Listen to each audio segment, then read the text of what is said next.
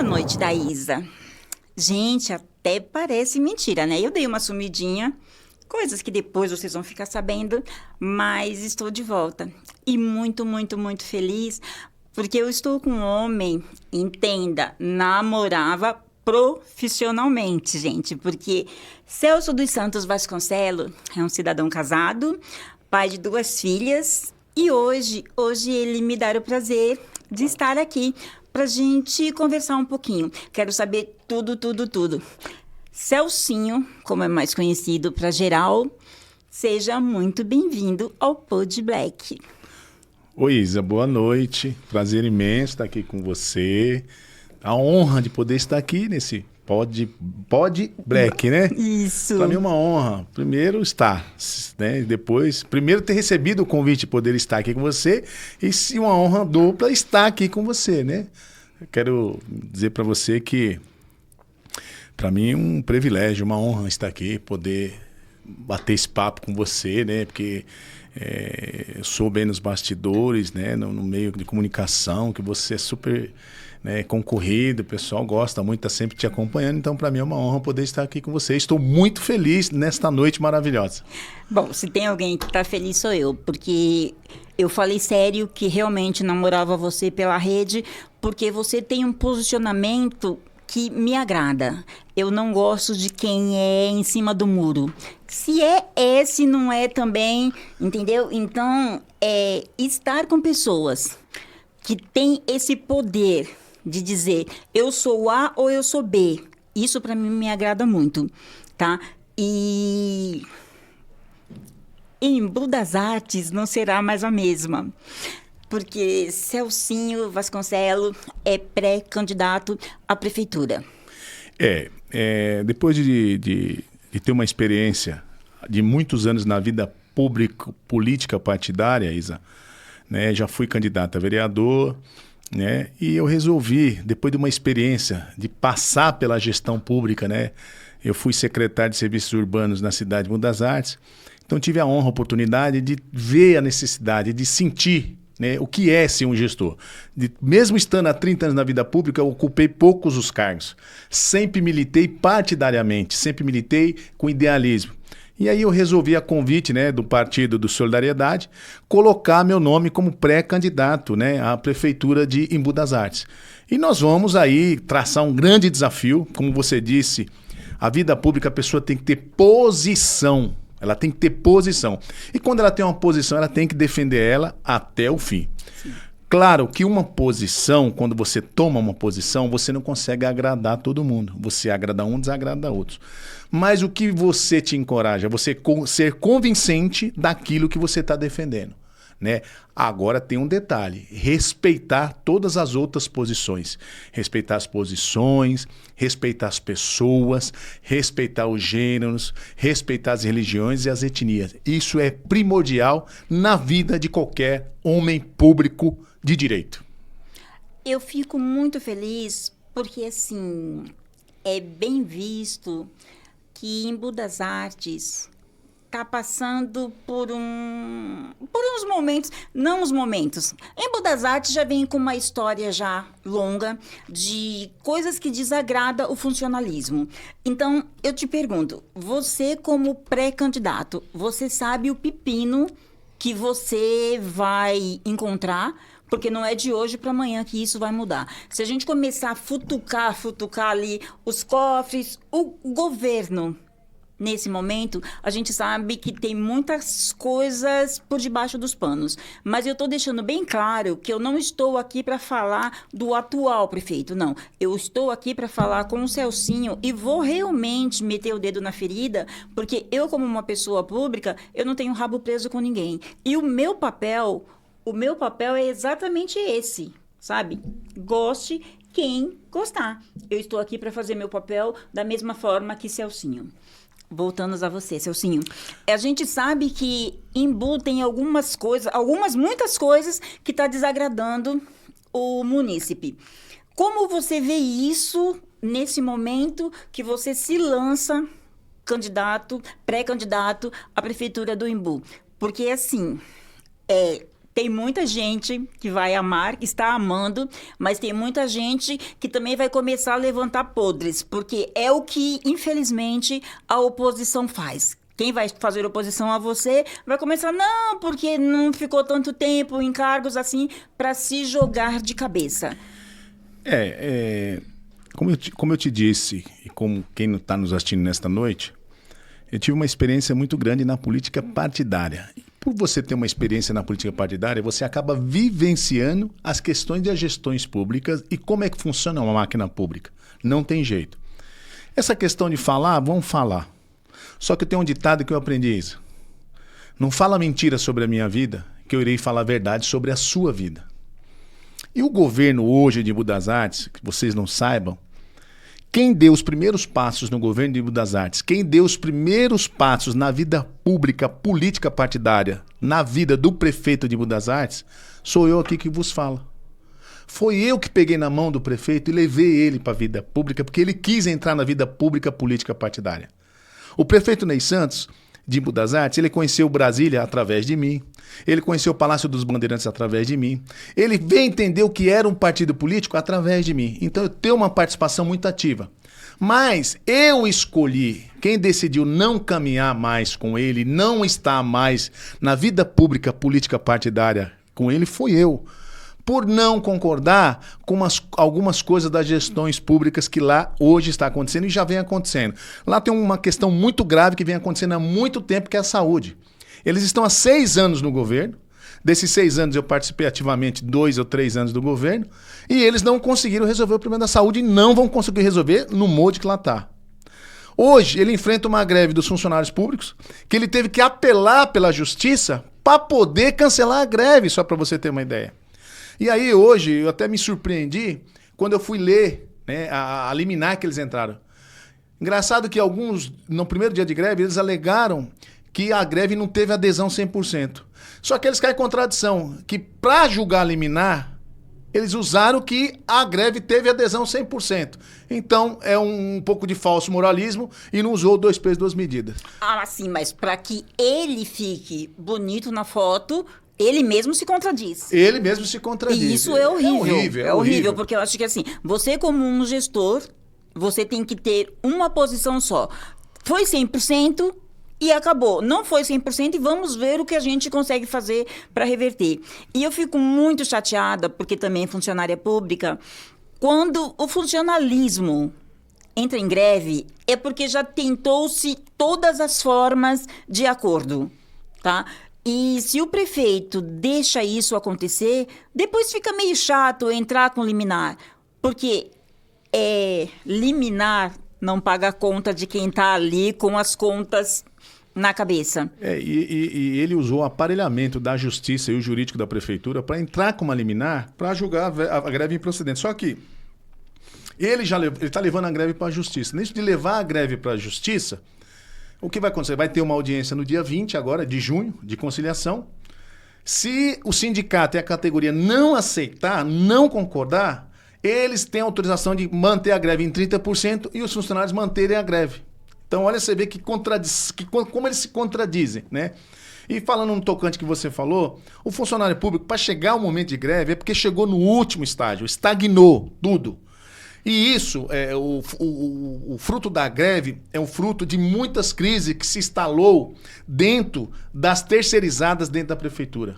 Só para você ter uma ideia, tem enfermeiro lá que ele foi demitido em novembro do ano passado, ele veio receber agora, em fevereiro, março desse ano.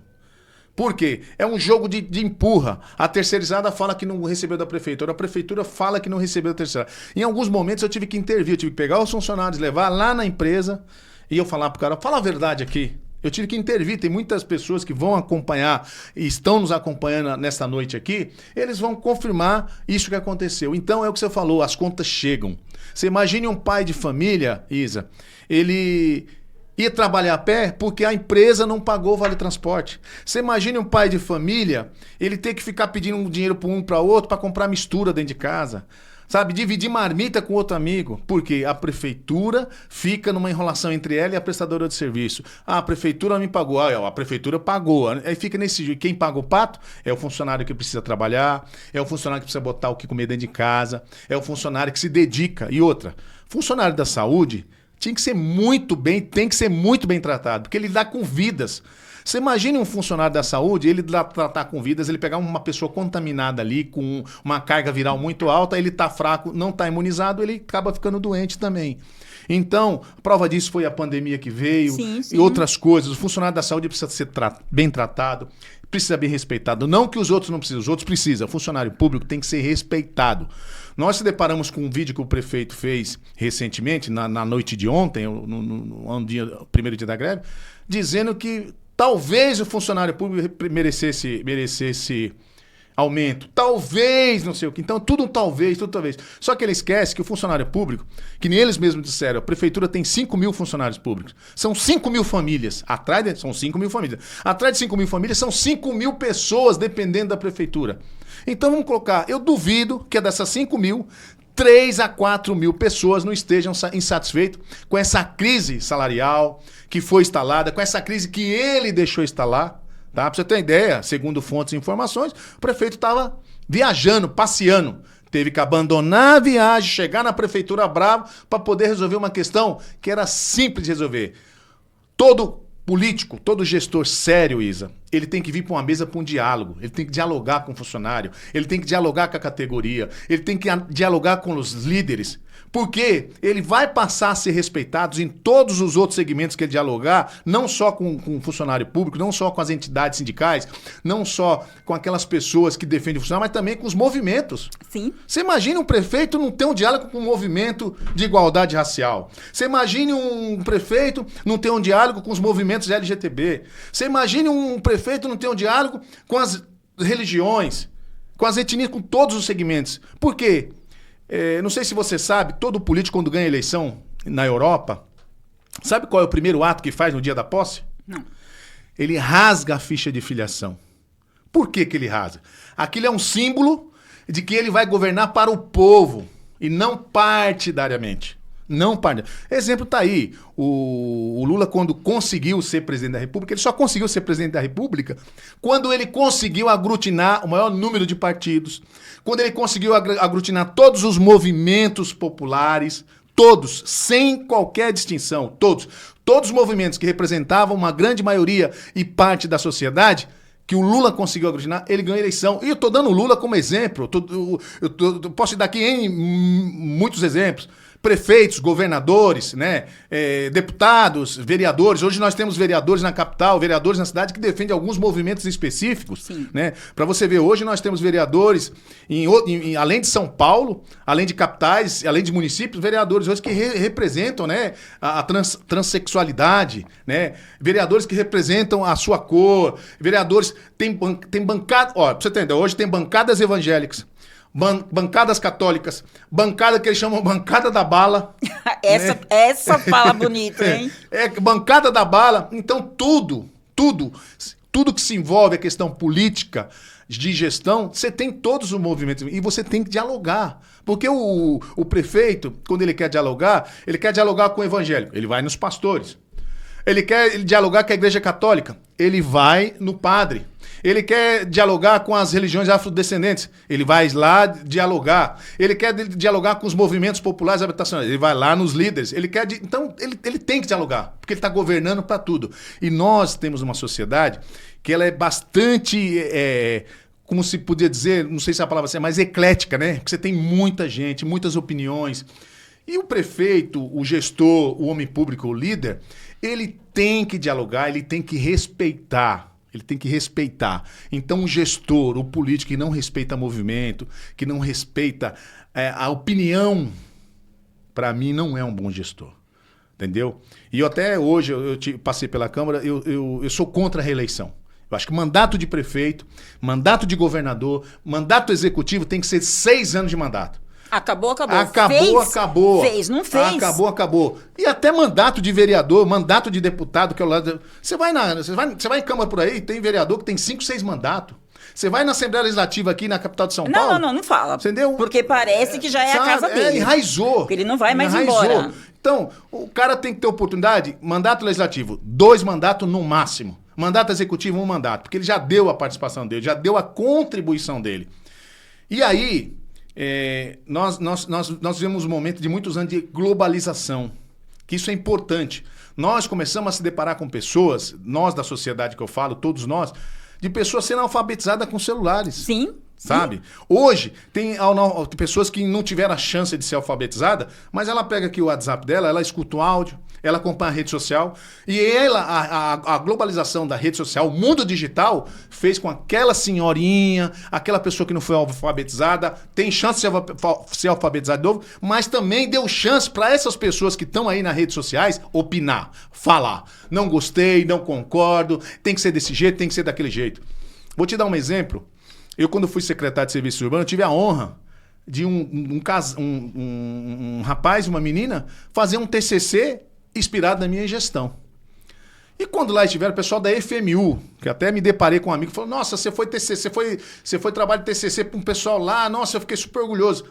Por quê? Quando eu fui secretário, eu coloquei o meu celular, que até hoje tem o mesmo número, e abri a minha rede social para a sociedade e para a população. E aí, o que era o tema? Ver qual gestor respondia o munícipe na rede social. E um dia ele foi fazer uma varredura, ele viu que o munícipe estava reclamando de um buraco na rua, de uma melhoria na rua. E eu respondi aquilo.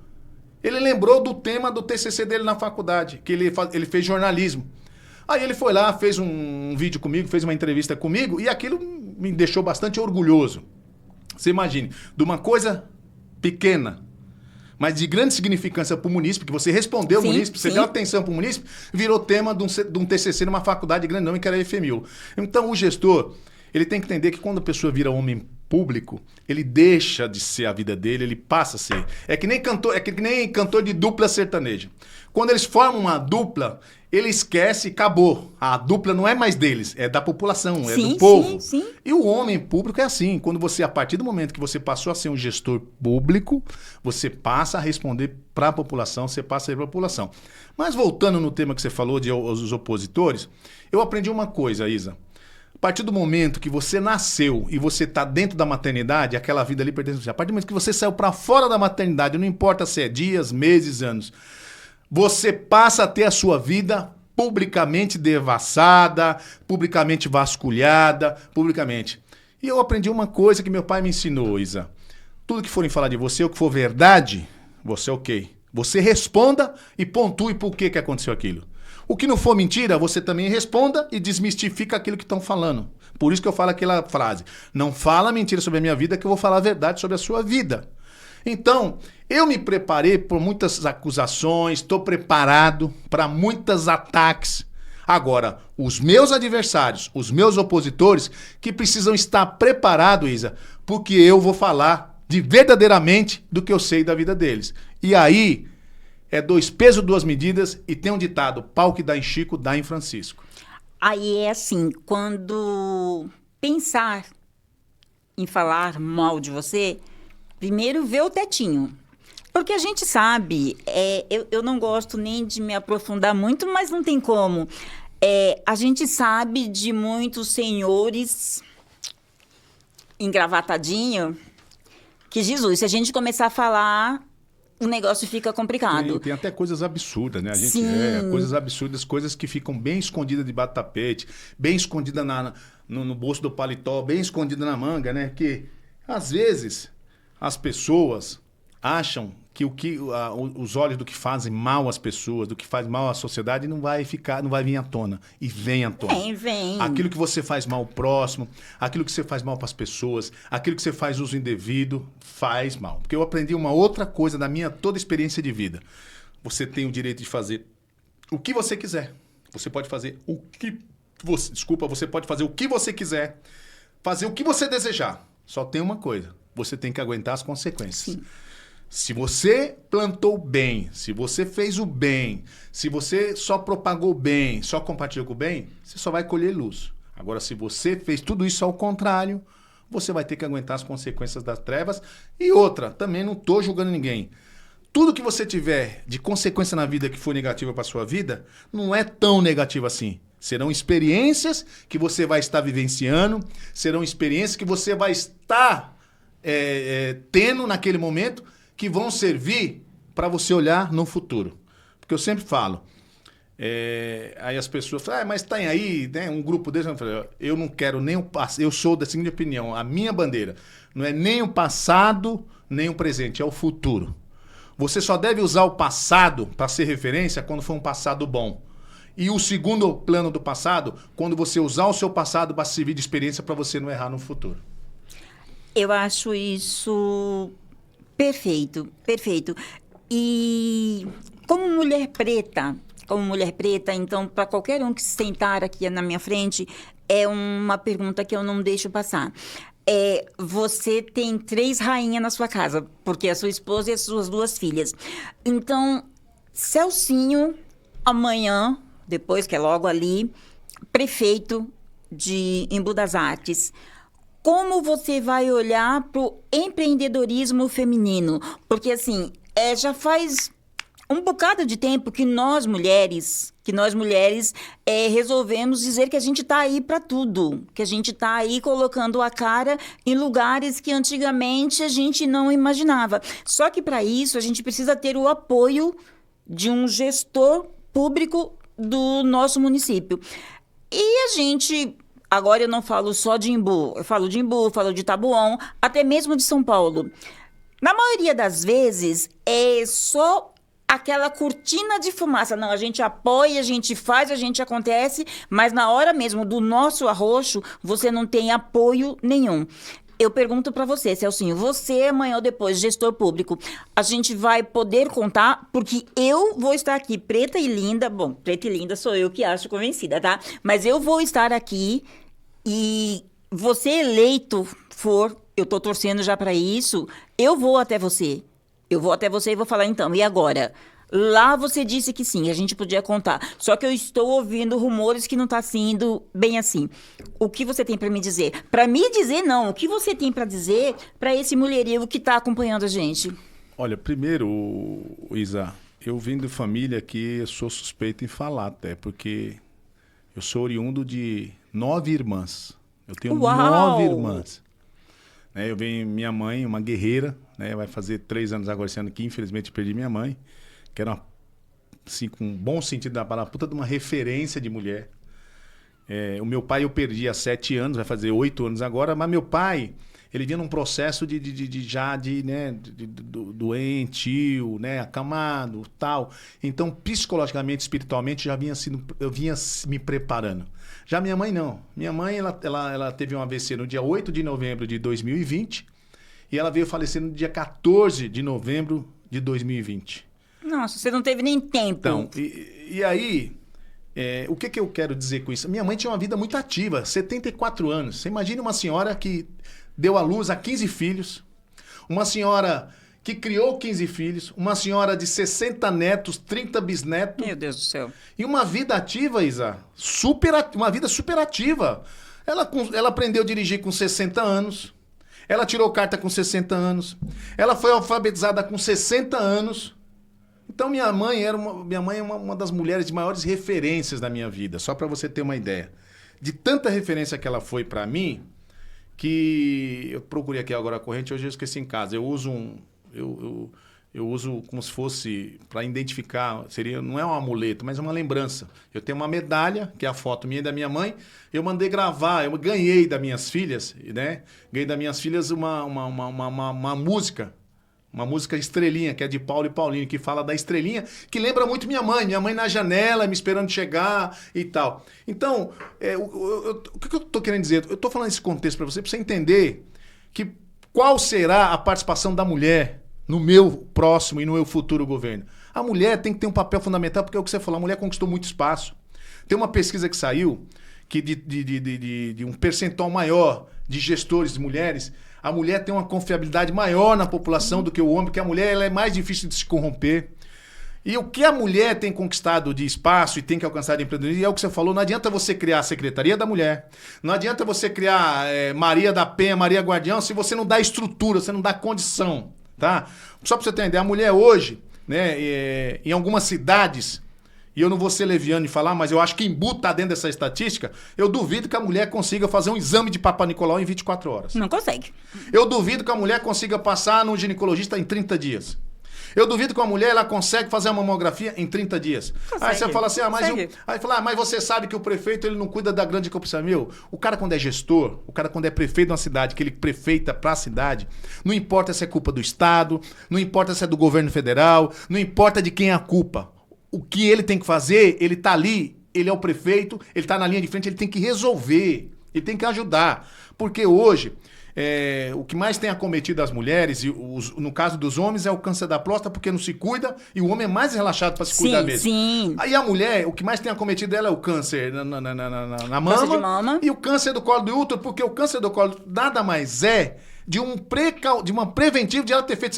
Se a mulher ela tem indício de vai ter, se ela começar a fazer os exames, o Papa Nicolau, né, os exames, né, que precisam ser de preventivos, com certeza os índices de câncer do colo do útero vai diminuir absurdamente, vai diminuir. E além de ter esses exames preventivos, você tem que ajudar a mulher no plano familiar. Sim. A gravidez precoce está aí. Muitas meninas de 14, 15 anos. Eu tenho uma filha de 18, mas tem amigas dela, Isa, de 15, 16 anos que vieram gravidar. E por que engravidaram? Porque não teve um plano de acompanhamento familiar, porque não teve uma campanha de políticas públicas na escola, nos bairros, nas unidades básicas de saúde, uma discussão ampla. Então não adianta você fazer um plano de governo, uma revista bonita, no meu governo a mulher vai ser prioridade. Tem que praticar. Falar, até papagaio você contrata uma empresa de marketing, você contrata uma empresa, ela vai te contar um monte de história, vai fazer um folclore enorme, mas tem que colocar em prática. Então a mulher, no meu governo, vai ter uma participação ativa, tanto administrativa, quanto de atenção. Atenção no cuidado, atenção hoje, nessas minhas andanças da vida pública, Isa, eu já me deparei com muitas mulheres. Eu sofro violência doméstica, mas eu não tenho para onde ir. Eu não tenho onde ficar, eu não tenho o que comer. Não. É uma coisa que precisa ser revolucionária. A prefeitura hoje, as prefeituras, têm incentivo do governo federal para criarem abrigos. E olha, eu vou falar para você, eu já andei na região inteira, no estado inteiro aí, no Brasil, em alguns estados. Eu nunca vi uma casa, posso estar enganado, de abrigar mulheres vítimas de violência doméstica. Precisa ter. Para a mulher se sentir segura. E quando a mulher se sente segura, ela se sente encorajada. Quando ela se sente encorajada, Isa, ela fala, ela denuncia, ela comunica, tá? E isso precisa ser denunciado antes para que as filhas dela, os filhos dela, não criam também aquela síndrome, aquela revolta. Porque as pessoas só gostam de apontar a ferida nos defeitos das pessoas. Tem muitas crianças, muitos adolescentes hoje que são vítimas da sociedade porque foram vítimas de violência doméstica, foram vítimas de mal educação porque a mãe não conseguiu dar uma atenção legal necessária, porque a minha mãe, quando criou minhas irmãs, isso há 20 anos atrás, conseguiu criar. Hoje, para você criar, eu tenho 2 filhas, para você criar um filho, 2 filhos hoje, é uma dificuldade imensa, Isa. Você tem que dar ali, ó. Eu tenho 2 mulheres, né? 2 moças, e você tem a gente sabe que a mulher, você tem que ter um cuidado maior. E aí é onde eu falo que contradiz a sociedade. Quando você tem um filho que é mulher, que ela começa a crescer, você quer ter cuidado, mas parece que depois que ela cresce, você não quer cuidar mais. Acabou o cuidado. Esse cuidado, ele tem que ser permanente. Tanto da família, tanto da sociedade, tanto dos gestores públicos, do começo, meio e fim. Tem que ter políticas públicas, tem que ter apoio moral, apoio psicossocial, apoio psicopedagogo para auxiliar a mãe com o filho ali na era da escola, da formação de adolescentes, na formação da juventude, na formação educacional e alfabetização. A mulher, no meu governo, vai ser prioridade. A mulher no meu governo vai ter espaço amplo, dedicado e de muito respeito. Eu estou gravando bem o dia de hoje. 14 de junho, de 2023. Entendeu? Porque assim, já te conheço há um tempo, mas hoje está sendo o nosso primeiro encontro assim próximo para falar do que a gente quer e deseja para o próximo prefeito. Então é assim, eu não quero ter que enfiar o dedo na sua cara lá na frente, no seu rosto, desculpa. Mas se tiver, eu nasci de uma mulher, e de uma mulher também porreta, que não tinha medo de nada. Tanto é que eu tô aqui. Às vezes eu me pergunto, o que é que você tá fazendo ali? Aí eu paro e penso, eu tô seguindo o exemplo da minha mãe. Às vezes as pessoas dizem pra mim assim, Isa, você vai falar com um político, você não tem medo do depois? Falei, eu nasci num dia para morrer no outro. Quero viver muito, mas eu não tenho por que ter medo, porque quando eu trago um Celcinho pra gente conversar, não é um debate, vai ter debate, tá? Mas quando eu trago um Celcinho para conversar, é porque eu acompanhando, eu vejo que é uma pessoa que, se tiver os seus problemas, como todos nós temos, é problema seu, mas politicamente eu tiro o chapéu. E eu quero continuar tendo esse respeito, eu quero continuar tirando esse chapéu, tá? Porque, como mulher, principalmente, até eu mesmo julgava há um tempo atrás. Poxa vida, a mulher apanha do marido, mas não consegue se sair desse marido. Aí eu chego aonde você disse, cadê uma casa ali preparada para acolher essa mulher? Então, se você não trabalha, se você não tem o seu sustento, você vai continuar apanhando e vai continuar morando com esse cidadão. E uma outra coisa que eu acho o fim da picada. Final de semana eu tive numa palestra sobre feminicídio. E a psicóloga que estava conversando com a gente, ela contou um caso dela. E eu achei estarrecedor, porque assim, você resolve denunciar o cidadão. Quando você chega na delegacia, quem está lá para te acolher, olha para você e diz, tem certeza mesmo que você vai denunciar?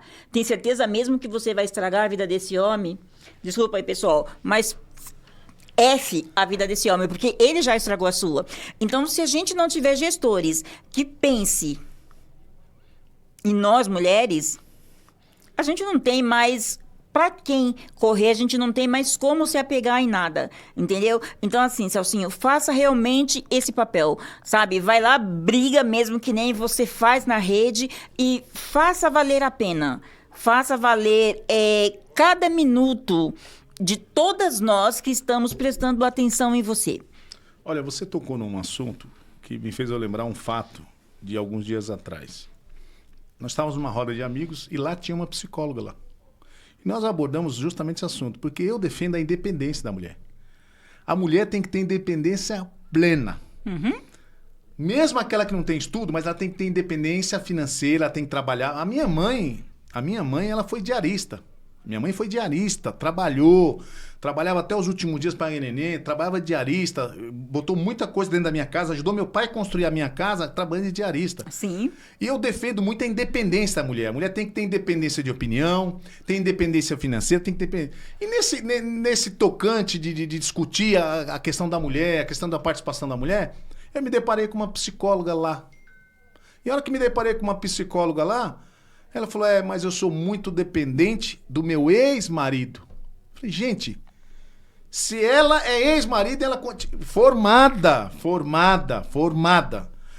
de uma posição intelectual, de formadora de opinião e de uma posição intelectual bastante elevada. Porque a hora que ela falou isso pra mim, Isa, eu fiquei de boca aberta. Sim. Eu fiquei de boca aberta. A gente não acredita. Como é que pode uma psicóloga formada, de uma posição intelectual muito elevada, falar numa mesa ali, que tinha várias pessoas, outros homens, outras mulheres, dizer que ela era totalmente dependente do ex-marido dela. Ela me falou coisas que estarrecedor, que não compensa nem, não vale a pena colocar aqui para não identificar a pessoa. Mas ela falou coisas absurdas, assim, absurdas. E eu falei, olha, eu tô boquiaberto. Nós abordamos o tema na hora, discutimos o tema, eu defendi a minha posição por ter 9 mulheres, além das minhas 2 filhas da esposa, mas por ter 9 irmãs. Só para você ter uma ideia, Isa, muitos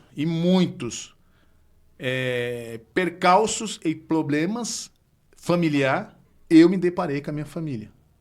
Muitos, muitos. Eu presenciei agressão doméstica, eu presenciei feminicídio em algumas situações na minha casa. O meu pai chegou a correr atrás de cunhados meus, genro dele, e o cara ficar sumido 60 dias com medo de meu pai bater nele, matar ele no pau.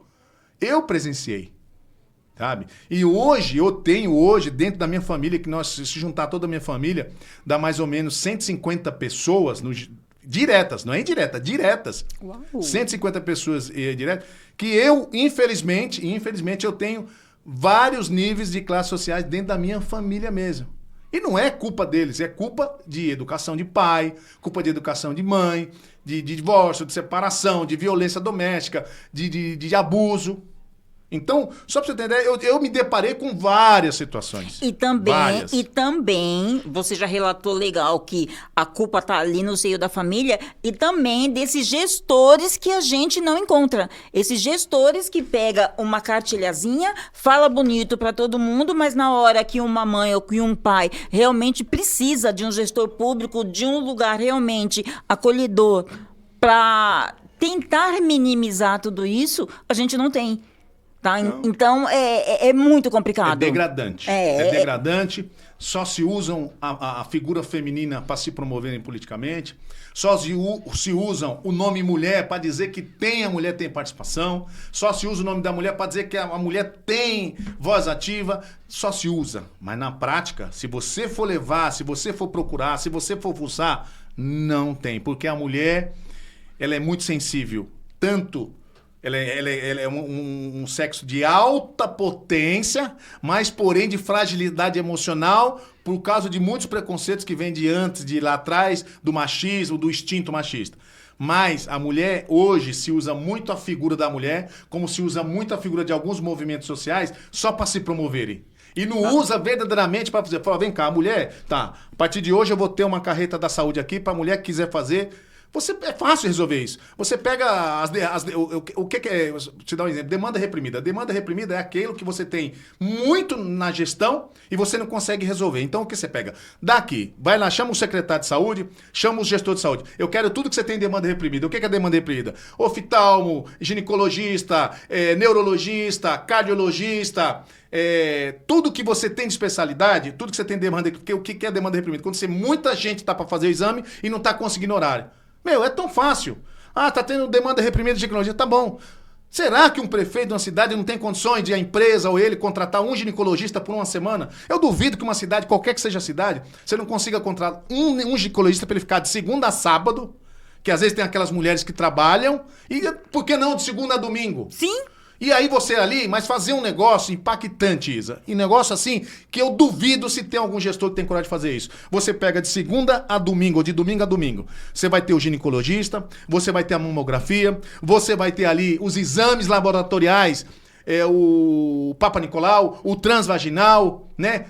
Eu duvido que se a mulher de um bairro, você faz por entender, por bairro, por região, por localidade... Você coloca lá mamografia, você coloca exames laboratoriais, por quê? Você consegue colocar ali um motoboy recolhendo aqueles exames, levar para o laboratório e hoje, com a era da tecnologia, da globalização... Resultado... você vai receber em 24 horas, 48 horas o exame. Aí melhor, para não deixar lá, para a pessoa não se deparar com situações desagradáveis, olha, qual é a unidade que você passa, a unidade básica? Você vai lá na unidade básica tal dia, já com consulta marcada com o médico, com o ginecologista, Isa, que o médico vai receber e vai te receber ali. Mas por que eu falo? Quando se quer fazer, Isa, faz. Quando se quer fazer, faz.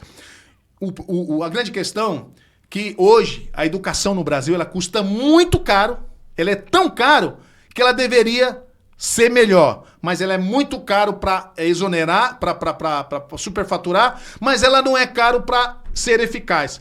Então é um absurdo. Então o gestor público, quando ele quer fazer, ele faz. O prefeito, quando ele quer resolver o problema da saúde do bairro dele, da cidade dele, da vila dele, ele resolve. É só querer fazer que dá. O que, infelizmente, os gestores, a população enfrenta muito hoje na gestão pública é um negócio chamado, não é nem burocracia, burocracia. né? Você esparna na burocracia, você precisa fazer uma reclamação na prefeitura, você vai lá, demora não sei quanto tempo, você vai fazer um negócio, demora não sei quanto tempo. Só te dar um exemplo, quando eu fui secretário lá, em Budas Artes, ele não é 90%, não tem 90% de água e esgoto. Não tem. Tem lugares em Budas Artes que o pessoal ainda é adepto de fossas. Uhum. A prefeitura, na época que eu fui secretário, tinha um caminhão de limpa-fossa. Hoje não tem nenhum da prefeitura. Tem contratado que se a prefeitura não pagar, ele não faz o serviço. E eu comecei a me deparar com situações, as pessoas me ligando. Sabe como que era para a pessoa limpar a fossa da casa dele? Ele ia lá na praça de atendimento da prefeitura, entrava com um protocolo, esse protocolo passava por uma triagem, ele tinha que recolher uma taxa já presumindo que ele queria recolher de detritos lá e recolher uma taxa. Só para você ter ideia, quando eu cheguei na secretaria, tinha uma demanda reprimida que estava para fazer de mais de 200, 300 limpa-fossa. Eu tive que começar a dinamizar, mas teve pessoas que não esperaram. Teve pessoas que começaram a entrar com requerimento na prefeitura, porque, infelizmente, o poder público é assim, né? Para você pagar, você paga na hora. Para receber de volta... Esquece. Eu comecei a assinar, uma época, muita coisa de devolução de dinheiro, muita coisa. Aí que eu falei, não, vamos resolver essa questão. Vamos resolver. Eu comecei a dar prioridade para os bairros que não tinha o esgoto e comecei a ir amenizando. Comecei a colocar o funcionário para trabalhar de sábado e domingo. Comecei a dar compensação. Além da hora extra, para não ficar cansativo, comecei a dar banco de horas para ir compensando. E nós conseguimos resolver. Nós fomos resolvendo. Pouco a pouco, nós fomos resolvendo. Entre outras questões que nós resolvemos. Entre muitas outras questões que nós dinamizamos muito na questão de quando fomos secretário de Serviço Urbano. Porque só para você ter ideia, para você entender o secretário de Serviço 30 dias, mais ou menos, na sua gestão, você conseguiu botar ordem nos bueiros e você é bem visto foi um feito inédito isso aí. Você é bem visto pela população justamente por causa disso, porque ninguém faz isso. Foi um feito inédito. E o que eu, relendo um pouco sobre você... Te parabenizo, porque até então você não era o gestor, o prefeito. Você estava ali como secretário e você fez o seu papel. Então, eu digo assim para você, Celcinho, voltando e diretamente dando o nome, por que é que Ney Santos conseguiu, eu creio que tenha conseguido realmente manter a vacinação do Embu agora na Covid, ele foi top e eu tirei o chapéu. Então é assim, se você quer, mas você tem que querer não para orgulho próprio, você tem que querer porque os seus munícipes precisam. Então se você conseguiu ser o número 1 nesse quesito, por que você não consegue ser pelo menos o número 2 em todo o restante? Em todo o restante, porque a saúde está um caos. A saúde está um caos. E sem saúde, a gente não faz nada. Nada. Agora, que bonito. O meu prefeito está viajando e volta nervoso porque a saúde explodiu. Então, eu digo assim, não vamos querer fazer nada por vaidade. Vamos querer fazer porque, assim, você para estar no poder, você precisa do voto da população. Então, se a população te deu o voto de confiança, por que não você retribuir, mas não só para mostrar que em determinado assunto você consegue? Não, faz no geral. Faz no geral. Vamos realmente colocar a máquina do município em prol dessas pessoas que te levou até lá. Certo?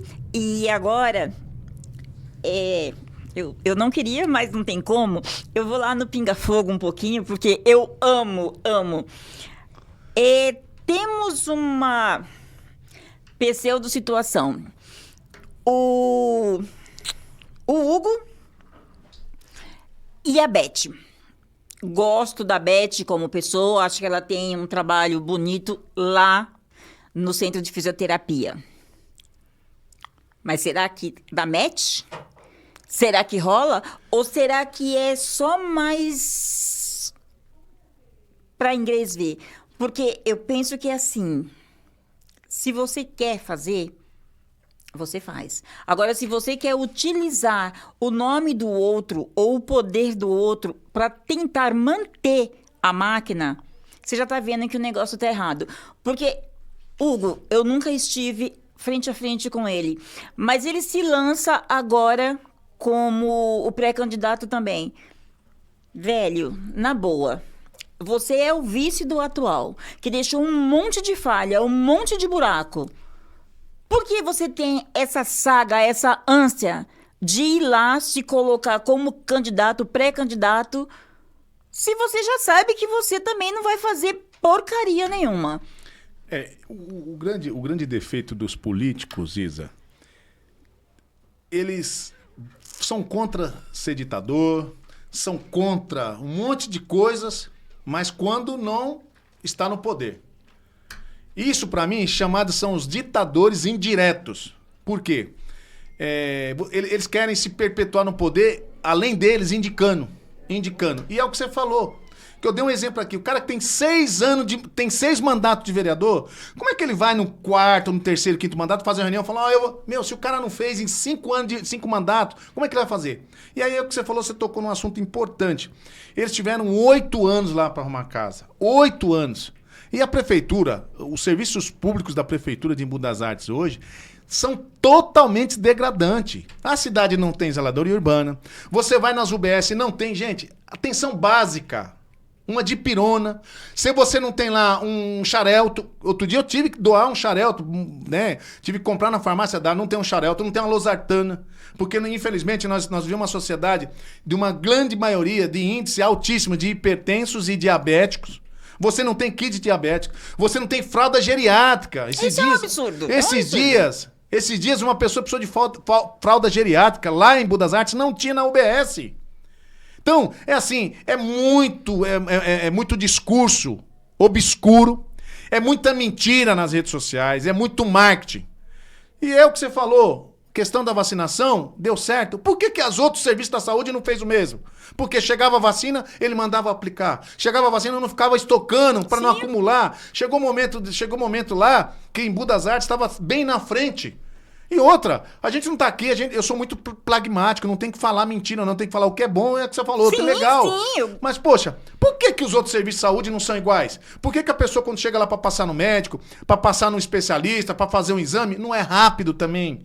É tudo demorado. Você imagine uma senhora, uma mulher, vai passar no ginecologista, o ginecologista pede os exames. Aí os exames têm uma validade superior ou dentro dos 90 dias. Ela vai conseguir passar, quando vai já está vencido os exames. Já está vencido. E se tem uma coisa que o governo de Embu das Artes tentou fazer na pandemia, deu certo, mas depois o efeito colateral do pós-pandemias foi degradante, que provou-se que superfaturou muito. Essa parte eu não queria falar, porque ninguém fez nada só porque era bonzinho, não. A gente tem que ver o que tem atrás. Isso é oriundo dos gestores que foram contratados pela prefeitura, foram todos presos, porque superfaturaram, que isso é uma outra parte que depois, no outro momento, a gente vai tocar. Mas, gente, por quê? Eles estão há 6 anos, vai para 7 anos agora no poder, eles não conseguiram acertar a saúde da cidade, Isa. Eles não conseguiram acertar uma empresa para cuidar da atenção básica, eles não conseguiram acertar uma empresa para cuidar da urgência e emergência, eles não conseguiram acertar nos médicos. A cidade de Embu das Artes perderam muitos profissionais. Só para você ter uma ideia, tem médicos que atendiam na rede pública de Embu das Artes, que atendiam nas redes de grande nome, Sírio-Libanês, Alberto Einstein, São Luís, Beneficência Portuguesa. Os médicos foram embora. Por quê? O médico trabalhava, chegava de recebia. Teve médico recentemente, não vai fazer 30 dias, eu estive na UPA. Médicos que cruzaram os braços. E aí eles têm uma classificação, linha amarela, linha verde, linha vermelha. Só estavam atendendo a linha vermelha, porque era urgência, emergência, precisa atender, porque se não atendesse, a polícia lá dá voz de prisão. Sim. Mas eu me deparei com depoimento, eu tenho depoimento de pessoas falando. Então isso é um absurdo. E o que é uma grande contradição, Isa, que aí vocês vão ficar mais abismados.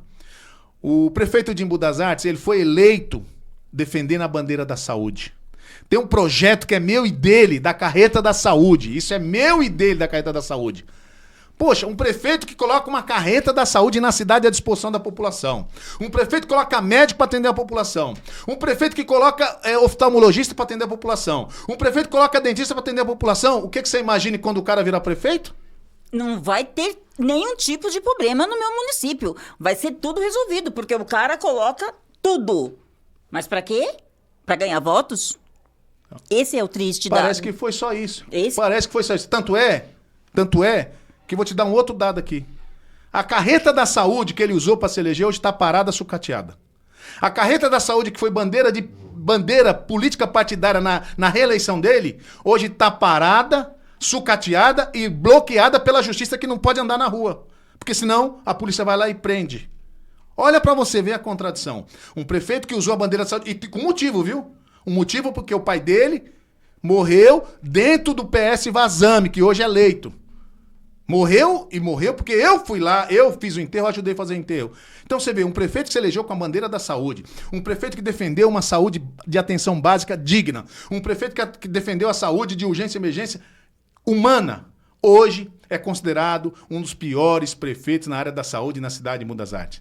Eu fico triste por isso, porque foram vidas que foram ceifadas, são vidas que estão sendo ceifadas, são pessoas que são acometidas por doenças que poderiam ter sido prevenidas, são pais de famílias e enfermeiros que poderiam estar sendo bem melhor remunerados, melhor atenciosos. Eu fico triste, porque eu ajudei a construir esse projeto, eu fiz parte desse projeto, eu escrevi esse projeto, eu rascunhei esse projeto, e hoje eu me encontro triste, porque eu achei que ele fosse ser o prefeito de referência nacional, municipal e regional da saúde. Infelizmente, é muito triste e com muita indignação que eu falo isso. Para mim, na minha avaliação do que o projeto que nós rascunhamos, o projeto que nós desenhamos, nada saiu do papel, nada foi adiante e nada se fez. Tá, é bom saber que você rascunhou esse projeto que seria um sucesso e nada foi feito, que você agora é pré-candidato, você pode pegar isso que você rascunhou no passado, melhorar 100% e, se eleito for, mostrar para a população que, se você realmente tem vontade, se você realmente tem saco roxo, você consegue fazer com que a população, com que os seus munícipes não sofram tanto como estamos sofrendo agora. Eu falo estamos porque tá bom, tá ali vizinho, e quando a gente não tem em casa, a gente vai pro quintal dos outros, só que não tá tendo no quintal de casa e muito menos no quintal do vizinho. Então, assim, Celcinho, eu não vou te querer uma vez. Eu vou te querer várias vezes, porque você também me deixa situada do que o que realmente está acontecendo. Porque a gente não consegue chegar lá no ninho. A gente ouve dizer. Então, eu quero estar com pessoas que realmente chegam no ninho e que consiga trazer para a gente o que realmente está acontecendo. Agora, aquelas que deixam a gente assim, um pouquinho vermelho.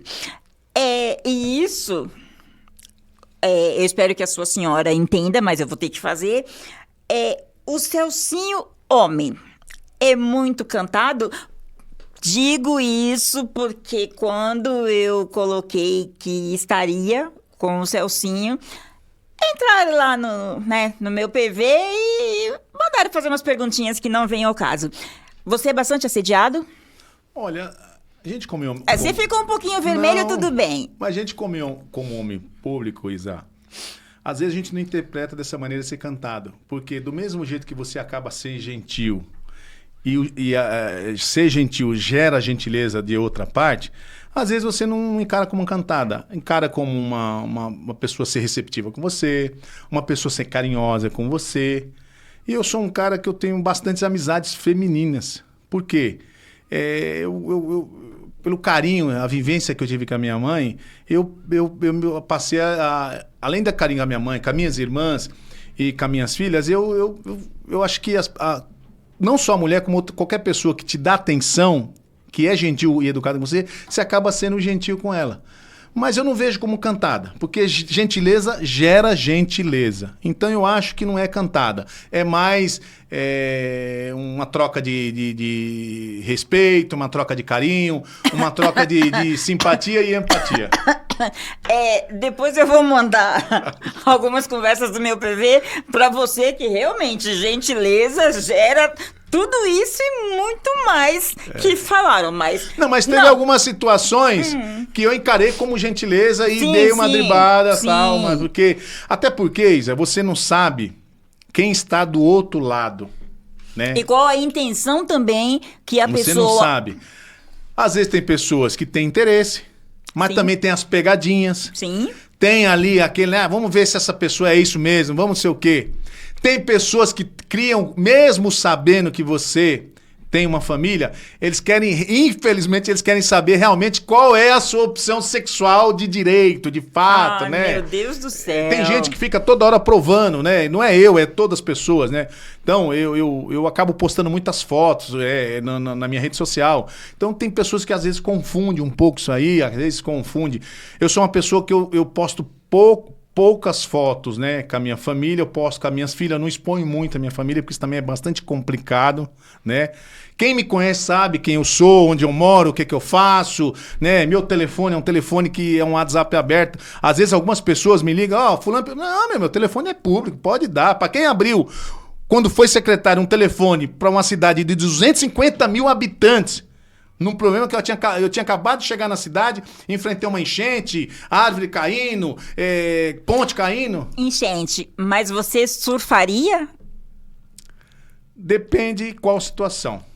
Depende qual situação. Você surfaria numa enchente para mostrar que você está ali presente? Não, eu surfaria numa enchente para ajudar a resolver o problema. Porque cada um usa o seu momento como quer. Só que depois você tem que pensar nos resultados que vão vir lá atrás. Eu acho que nem fica bonito. Eu acho que é assim. Não, aqui a gente não acha, aqui a gente tem certeza. Eu acho, então vamos na certeza. Se eu tô numa cidade, a cidade está enchente, naquele momento eu tenho que ser solidário às pessoas. Naquele momento eu tenho que ser solidário à cidade. Eu tenho que esquecer um pouco o momento político, eu tenho que esquecer um pouco o lado político, eu tenho que esquecer um pouco o meu lado partidário, eu tenho que ser solidário. Eu tenho que ser solidário à cidade, eu tenho que ser solidário ao munícipe, e mesmo sendo contra o governo, ser solidário ao governo. Concordo plenamente. Isso é uma questão de cidadania. Independente do lado político, você tem que ser solidário, porque você não pode surfar na desgraça do gestor público, porque quando você surfa na desgraça do gestor público, você surfa na desgraça do povo. E às vezes as pessoas, o meu posicionamento na rede social, eu tenho um canal do Pinga Fogo que é o de utilidade pública. Eu reporto o que eu sei, reporto o que eu vejo e também reporto aquilo que eu acho que é indignação. Sim. Aquilo que eu acho que a minha posição política ou a minha posição pessoal, eu reporto. Eu faço a reportação de lá para as pessoas estarem sabendo o que está acontecendo. Porque você sabe que a nossa região, Embu das Artes, ali, nossa região, não tem um canal de televisão. Não tem uma rádio. E as pessoas acabam sabendo do que acontece na cidade nas redes sociais. Muitas coisas. Só para você ter uma ideia, uma vez eu indo trabalhar, eu parei no ponto de ônibus, tinha um senhor que foi trabalhar, veio a falecer no ponto de ônibus. A família só descobriu que ele tinha sido falecido depois que eu postei. E depois a própria família falou, posso te pedir um favor? Eu falei, lógico. Você podia ocultar a foto, porque agora já está todo mundo sabendo quem é. Eu falei, ótimo, sem problema nenhum. Né? E já tive outras situações que eu fui dar uma notícia de utilidade pública, as pessoas acharam ruim. Eu falei, engraçado, você está achando ruim comigo que eu tô reportando o que aconteceu? E a Globo que reportou, que fez sensacionalismo, a Band que fez sensacionalismo, a Record que fez... Você não vai reclamar lá? Porque você está perto de mim? Não, mas tudo bem, eu respeito, vou ocultar aqui. Então... O meu papel na rede social é um papel de utilidade pública, de reportar, de informar, de orientar, de ajudar também na educação do dia a dia da cidade e da região. Eu acho perfeito isso. Como você mesmo acabou de dizer, a gente não tem um canal de TV, não tem um rádio. Você, prefeito, você vai me ajudar porque é isso que eu quero. E mesmo sem ser prefeito, eu continuo pedindo ajuda porque eu acho que assim... Tudo bem que você vai lá e passe informações, mas a gente tem gente o suficiente para que tenhamos um canal para divulgar o que presta e o que não presta também. Eu acho que não depende, eu tenho certeza, não depende de você pegar o seu telefone para colocar. Eu imagino essa família que recebeu através de uma gentileza até que você fez esse comunicado. Ninguém quer receber esse tipo de notícia, principalmente da forma que foi. Você fez com todo amor e carinho, creio que o pessoal ficou muito agradecido, senão ia demorar mais tempo para saber. Só para você ter uma ideia, você me fez relembrar um outro fato aqui. Uma vez à noite, eu cruzando a Francisco Morato com a Jorge Saad, um ônibus atravessado, parou o trânsito, era já altas horas da noite, e eu desci para ver o que tinha acontecido. No cruzamento do ônibus com a João Saad e com a Francisco Morato, teve um freamento brusco do motorista.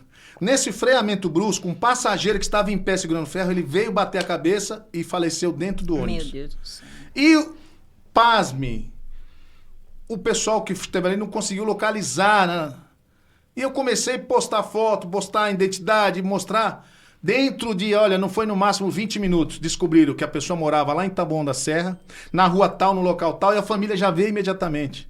Então, por isso que eu falo para você, a gente faz um papel de utilidade pública, de reportar o que está acontecendo, de mostrar o que está acontecendo. Porque a rede social é uma coisa que foi uma das melhores coisas que aconteceu pro lado positivo. Ela bem usada, ela bem usada, é a melhor coisa que tem. Você sabe que teve até muitas emissoras de televisão que estão quebradas pedindo concordata por causa disso aí. Porque cobrava-se um absurdo de caro, né, para fazer uma grade de programação, e hoje não, é full time. Você tá aqui, você manda ali, você vai lá. Realmente. Então, esse papel que eu tenho lá na região, esse papel que eu tenho em Budas Artes, não é um papel de sensacionalismo político, não é um papel de promoção pessoal político partidário, não. É um papel de reportar, é um papel de utilidade pública, de informar a população, de dizer o que está acontecendo, de dizer o que está acontecendo naquele lugar, naquele evento, naquele bairro, no transporte público, na segurança, na educação. Reportar e contribuir, e até mesmo contribuir para a melhoria. Porque quando você aponta ali o que está acontecendo de errado, você também contribui para a melhoria. Porque você passa a ser um crítico construtivo. Como já teve caso lá de eu receber uma reclamação do munícipe que foi mal atendido numa UBS de Budas Artes, e ele foi na outra UBS, foi muito bem atendido. Eu fui lá na UBS, onde ele foi muito bem atendido, fiz um vídeo, parabenizei e falei, olha, prefeito, eu quero que essa UBS sirva de exemplo para as outras UBS, porque se uma UBS está atendendo bem, as outras também têm que atender. O tratamento tem que ser unificado e tem que ser igual para todo mundo. Celcinho eleito. Como você vai manter esse pinga-fogo? Porque aí a coisa muda de figura, tá? Você é o majoritário. Só que o que deu certo até hoje, a gente não pode acabar do nada. Você já pensou nisso? É uma coisa que nós vamos ter que criar aí raiz, né? E é uma coisa que nós vamos... Se tem uma coisa que nós vamos ter que se tornar bastante democrático. E às vezes ser democrático, às vezes...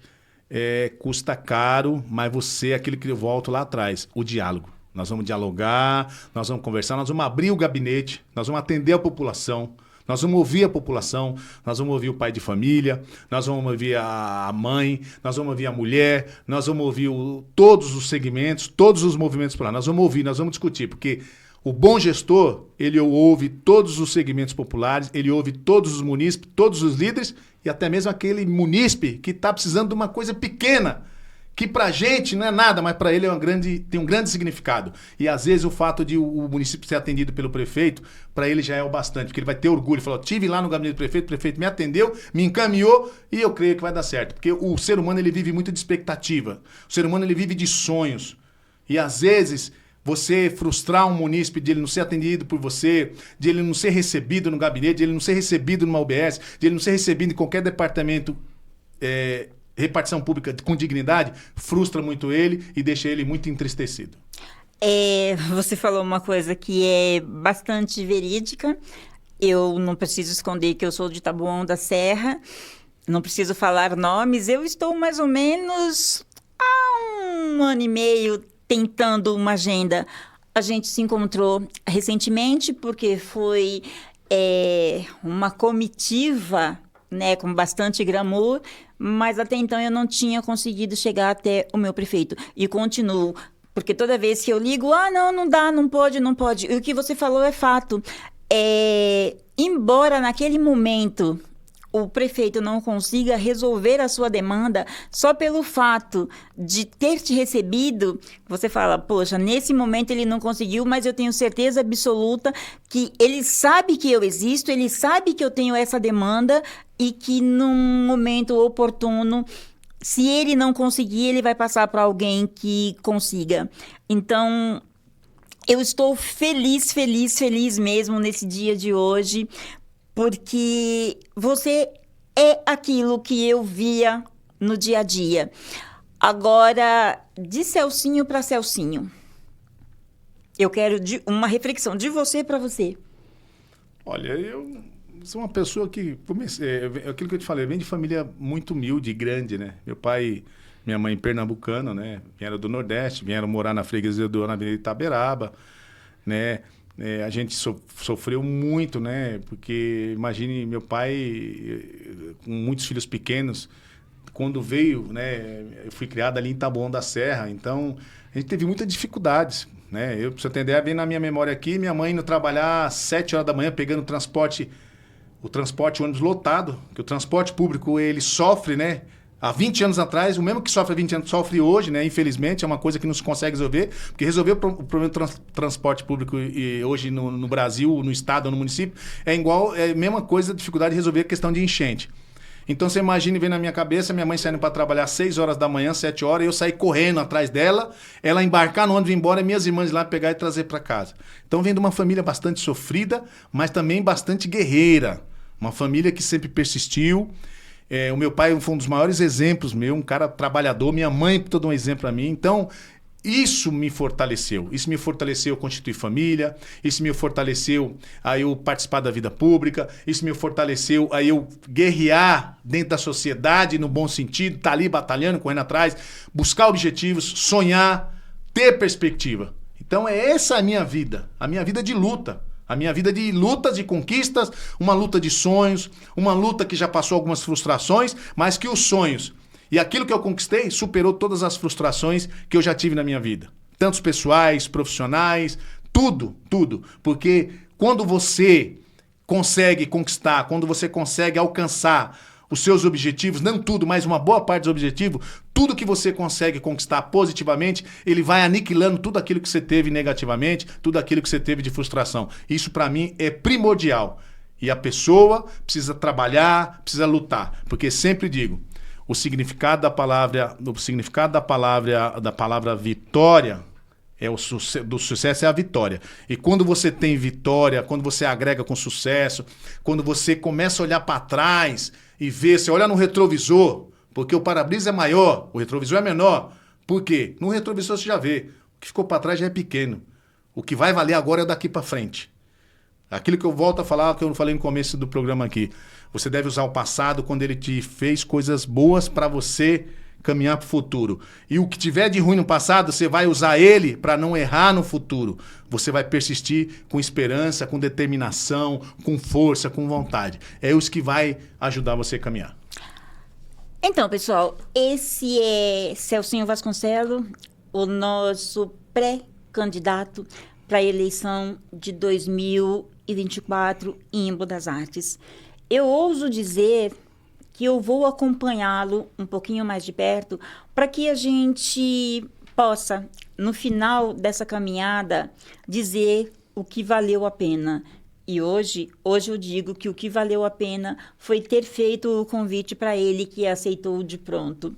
Eu sou sua fã. Sou sua fã. E assim, deixo claro também que nesse momento eu sou a partidária. O que eu sou nesse momento é simplesmente uma preta que ousou estar à frente de um microfone e de uma câmera para passar o que a nossa população precisa. Mas tenha certeza que também tem aquele lado coração, aquele lado sou sua preta e conta comigo. Obrigado pelo convite. O Pod Black é mais. Obrigado, boa noite a você que está nos assistindo, boa noite a você que vai nos ouvir. E olha, eu me sinto lisonjeado, me sinto privilegiado e feliz da vida por estar aqui com você, viu? Muito obrigado e estou à disposição a qualquer hora, a qualquer momento. Tá, de bate-pronto, me indique o meu próximo entrevistado. De bate-pronto, indicar o próximo entrevistado? É difícil, viu? Mas tudo bem. A gente vai ficar conversando nas redes. Não cometer nenhuma injustiça, mas certo. Eu vou te indicar. Tá, porque assim, eu quero realmente estar levando esse lado. Eu ouso a dizer que esse tempo que falta para a próxima eleição, eu quero me dedicar a isso, a falar com pessoas que têm propósitos. Uma das opções seria o prefeito Aprígio de Taboão da Serra. Então, por favor, tá bom? Me ajuda. Ele, tá bom? Gente, uma boa noite. Obrigado. E gratidão a todos.